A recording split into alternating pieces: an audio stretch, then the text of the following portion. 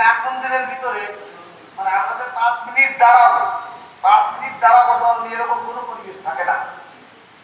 যে অন্য দল অনেক দল আছে মহিলারা বাজায়, অনেক দল আছে বাচ্চারা বাজায়, এবার তাদের পাঁচ না যে ডাকটা কোন তালে বাড়ি দেবে এইটাও তারা বুঝতে পারে না যে এই জায়গায় এসে কোন তালে বাড়ি দেবে।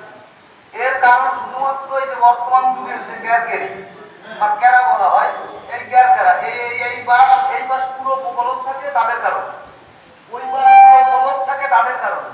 মানে আমরা ঢুকে মানে এর ভিতরে দাঁড়ানোর তো সুযোগ নাই, নাম করা দূরের থাকে, মানে অন্যান্য যত দল ক্যারকেরি ছাড়া আছে। এবার এই জায়গায় আসার পরে জয়পুর তারা প্রসার বাড়ি শান্তিময় স্পষ্ট মানা করে দিয়েছে যে ঠাকুর বাড়ি বা তার গ্রামে কোনো ক্যারা ঢুকবে না। বুড়াকান্দি থেকে মধ্যাচার্য পদ্মনাথ ঠাকুর স্পষ্ট বলে দিয়েছে মেইন গেটের ভিতরে কোনো ক্যারা আসবে না। লক্ষ্মী গেলেও তাই বলেছে, নিরাপদ মশাই কালেক্ষা সেও বলে দিয়েছে যে ক্যারা নিয়ে আশ্রমে প্রবেশ করা যাবে না। আমাদের দাবি যে আমাদের এখান থেকেও এমন কোনো কথা বলা হোক যে ক্যারা আমাদের নাট মন্দিরের ভিতরে ঢোকা যাবে,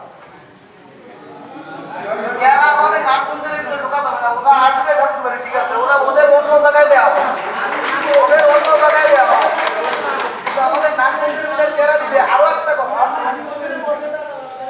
আর এই যে বসে থাকে নাট মন্দিরের ভিতরে নামের সময় কেউ বসে থাকতে পারবে না। দ্বিতীয়ত কথা হচ্ছে এই যারা ক্যারা বাজায় এদের কানে তুলে দেওয়া থাকে, মানে ওদের সমস্যা না হয়।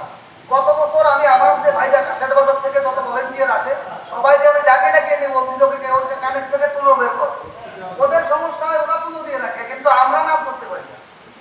এবার আমাদের সবার মানে খাসেরহাট এলাকার সবার দাবি যে সারা বাংলাদেশের ভক্তদের সবার দাবি, সমস্ত বন্ধুদের দাবি যে আমাদের এই গঙ্গাচন্না থেকে বলা হোক যে গঙ্গাচন্না ক্যারা এলাও না।